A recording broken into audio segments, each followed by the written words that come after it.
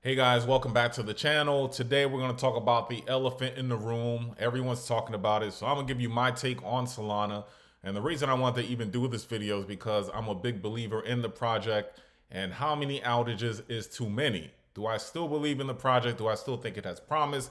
Should I be moving my money elsewhere and go to another promising, a newer L1 that doesn't have so many outages? This is what I'm going to talk about in this video. And also, I want to talk about the economy as far as the world in the US, what's happening with the debt that we have. Crypto offers us a safety net. Bitcoin offers a safety net. And I want to talk about where we're just headed down a downward spiral. And I think that for me and for my family, I'm investing in crypto and crypto related stocks just because I see what's happening in the future and it's not pretty.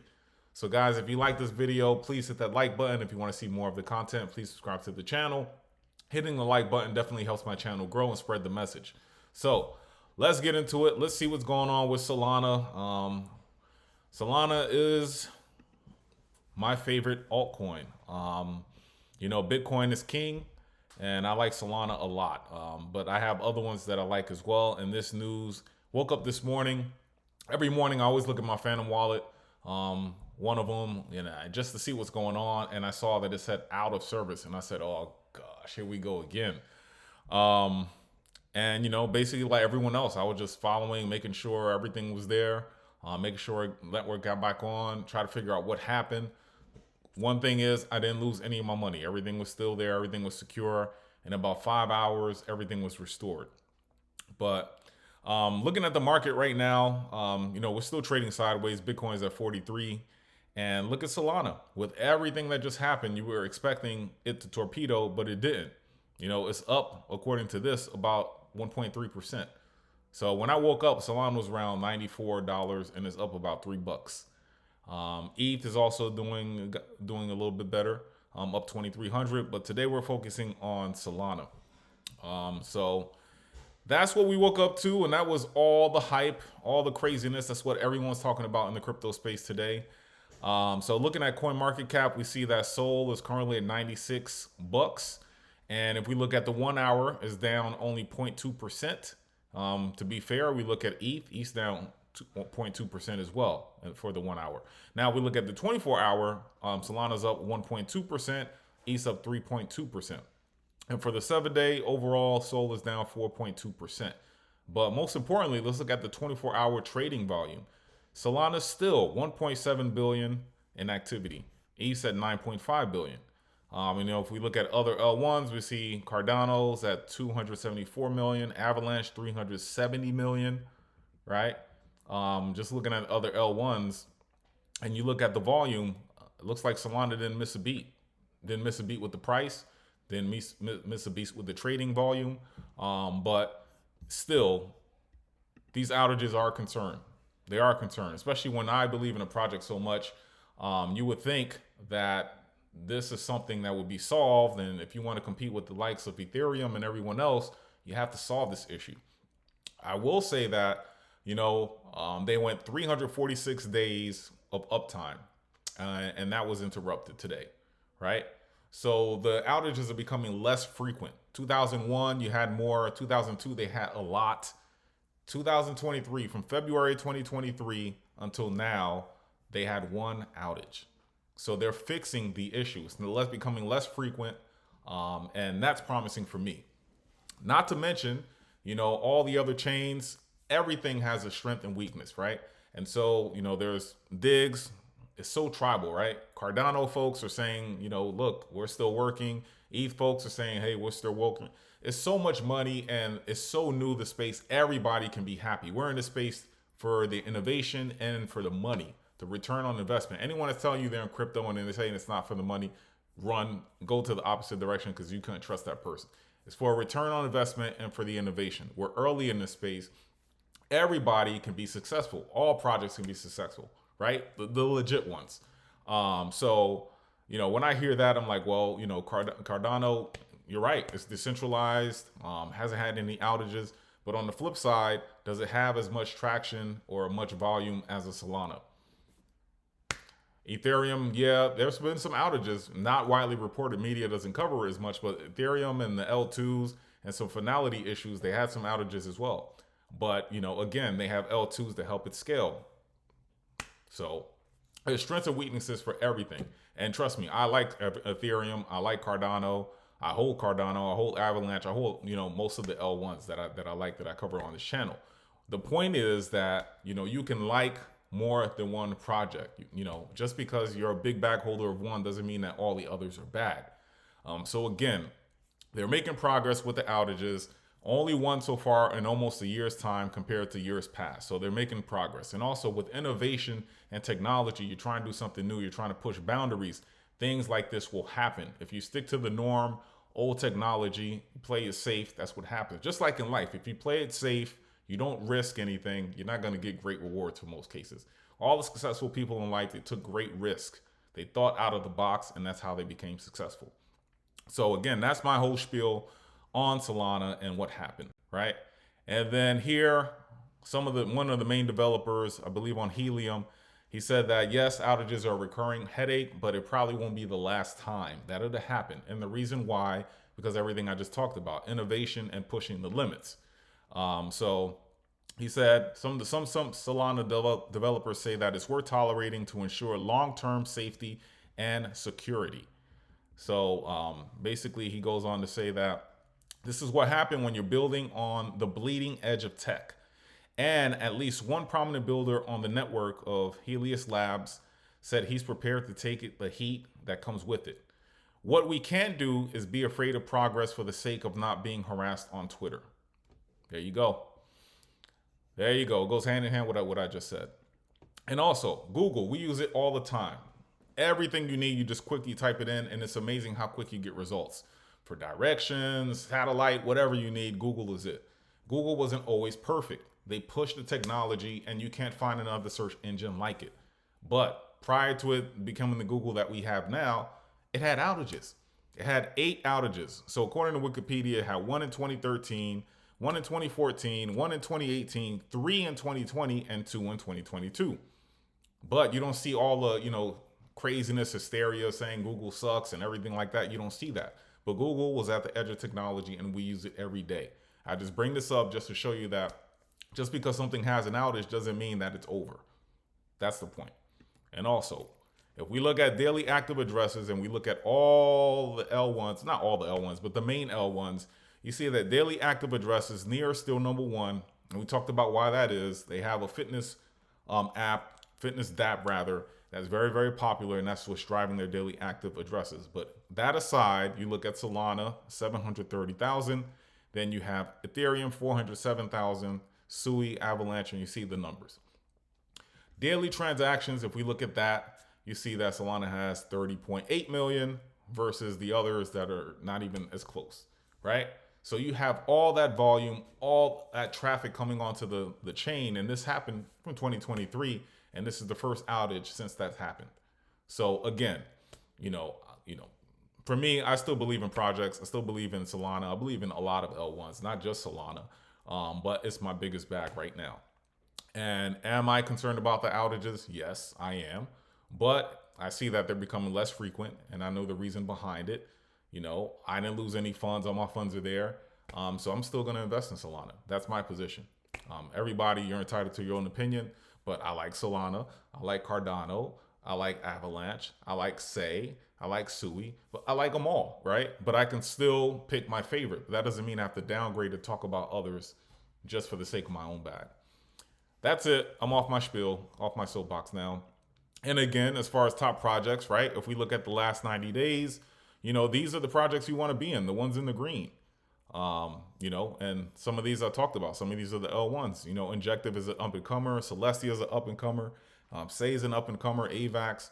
You can still invest in the ones that you like. Again, the theme of this video is Solana. The outage is concerning, but I still believe in the project. Now, let's switch gears from Solana and talk about debt and how we need to prepare ourselves for what's to come, and it may not be pretty. So if you guys don't follow this guy, Kim.com, he's pretty interesting and has some pretty interesting ideas, his theories here. But here he goes. He says, for what most Americans don't know because politicians and the media keep them in the dark. The US is bankrupt. The US dollar is being replaced in international trade.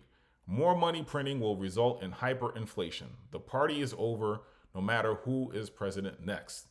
Now, if you haven't been paying attention to world news and economy and everything like that, there's something called BRICS. And a lot of super nations, superpowers are ditching the US dollar as a reserve currency and moving on to something else. We talked about, just what's happening right now with inflation. The numbers are going down. That's what's being said. But I don't know, if you go shopping, I go shopping, go to the food store, everywhere you go, everything is twice as much as it was in years past. Yet we're still getting paid, if you have a regular job, the same amount. So if you get a salary increase of 2.5%, 3%, whatever the case may be, but inflation is way higher than that, your purchasing power is being diminished. So that is something that concerns me, keeps me up at night. And if you have a family, or if you're even just concerned about the future, you should be thinking about this too. And he's not the only one. Even Fed chair, he said that United States is on an unsustainable fiscal path amid record high national debt. So that is concerning. If you got the head of the Fed chair, he's concerned about it. You should probably be concerned about it too. He said basically, in the long run, the U.S. is on an unsustainable fiscal path. The U.S. federal government is on an unsustainable fiscal path. That just means that debt is growing faster than the economy. Over the long run, of course, it does worry me. Effectively, we're borrowing from the future generations. It's time for us to get back to putting a priority on fiscal sustainability, and sooner the better.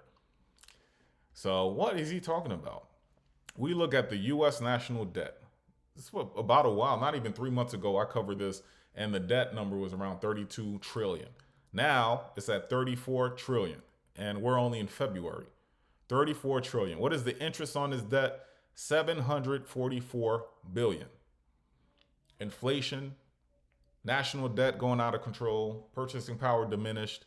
That's why you and I are in crypto. We're looking to protect our assets, help it grow, and hopefully once we get the return on investment, we can invest in things that appreciate, not things that are just make us get into more debt. Basically, that's what, you look at the media, basically it shows that what you aspire to be. Oh, you aspire to get that private jet. You aspire to get that yacht. Women, or men, you may look at the housewives and see that life that they live, and you want to get everything they have. You want to get the nice cars and everything like that, nice jewelry. But at the end of the day, you may end up borrowing more and getting in more debt. What you want to do is purchase things, real assets. I'm not a financial guru or anything like that, but I see what's happening and I want to protect myself and my future generation. So Bitcoin, real estate, those are the things that I'm focusing on. As soon as I get some profits, that's what I want to do with this bull cycle. But this is scary, guys. Very, very scary. And when I talk about debt, trying to keep up with the Joneses per se, this is what we're seeing, right? Credit card debt delinquencies surged in 2023, indicating financial stress, according to the New York Fed. Delinquencies surged more than 50% in 2023, as total consumer debt swelled to 17.5 trillion. Total debt rose by 212 billion in the quarter, a 1.2 increase quarterly and about 3.6 from a year ago. Scary. So what you want to do, I talked about real estate, I talked about Bitcoin. Bitcoin is a hard asset. You can't just turn on a printer, print more, deflates the purchasing power. That doesn't happen with Bitcoin. That's why I think everybody in the crypto space, even if you're not, if you're just a wise investor, should have a little bit of crypto, a little bit of Bitcoin. And let's look at for the week. Smart money, what's smart money doing? We see that for the week, 702 inflows to Bitcoin. And most of that you'll see later is probably from the ETFs, but still, smart money is betting on Bitcoin. We see Ethereum had a slight outflow there, and then Solana had a big inflow of 13.4. And then Litecoin had 300,000. And then look, Cardano had 600,000. And that's what you want to see. Yes, the big money is here, right? Solana and Bitcoin. But I've been seeing a trend here that a lot of smart money is going into Cardano. It may not be as big as the Solanas, Ethereums, and Bitcoin, but over $100,000 every week, they're investing into Cardano. So follow smart money, right? That's what you always want to do. Also, all the smart money, right? MicroStrategy, he's been in on Bitcoin. While people say he's buying at the high end, he's not buying at the right amount. He DCAs once he sees fit. and they just bought another 850 Bitcoin. Total price 37 million. This man is a smart man. Why would he just keep buying something, and he doesn't care what the price is? It's because he knows where this thing is going, right? You can listen to your uncle, your mom, whoever, the mechanic saying Bitcoin is a scam, it's funny money, don't do it. These people know something, and they're not where they're at by listening to other people. So that's all I'm saying about that. Also, ETFs see 700 million net inflows since the launch. 700 million net inflows. Again, big corporations, smart people heading these, the BlackRock leaders, Kathy Wood, Fidelity, they all see something, and pretty soon you're going to have your 401ks and pension funds and all of that. All of Bitcoin is going to be very, very scarce. And when that happens, the price is going to go. And that will beat out all this debt, the inflation, the diminished purchasing power. That's why it's important for you, myself, I don't want to give financial advice, to collect Bitcoin. Yes, the price is at over 40,000 right now, but where this thing is going to go, years from now, you'll wish that you DCA'd when it was in the 40,000 range. So now I'm going to end with this. What is smart money versus dumb money, right? So basically it says statistically, over a 2-decade period, the average retail investor performed 2.75% less than the general market. And it said the goal is to position yourself with smart money. Smart money is defined as hedge funds, institutional investors, market gurus, and insiders. And the contrarian to dumb money, which is retail traders, leverage traders, and small speculators. Your hedge funds are, VCs that you see behind some of the projects that we talk about on this channel. Institutional investors are the ETFs that we just talked about. Market gurus and insiders, again, you can pick them. Just go on crypto Twitter and you'll see what I'm talking about. But again, you want to follow the smart money. Where's the smart money going? What are they doing? And you want to sometimes you can be innovative and you have, a project that you like. But at the end of the day, these guys, these successful people see something in these projects that you probably do not see. And maybe you want to jump on board. So guys, that's my video for today. I'm still a big Solana believer. I'm still stacking my Solana bags. I believe this bull cycle Solana will hit over $1,000. I could be wrong, but hey, if I'm right, I'm right, and I'll be smiling all the way. And so guys, I just hope you enjoyed the video. Again, things going on, but keep your head down, stay focused. Remember why you got into the crypto space, why you invest. And hopefully by the end of this year, next year, we'll have stories to tell about our journey. So thank you for spending your time with me. Until next time.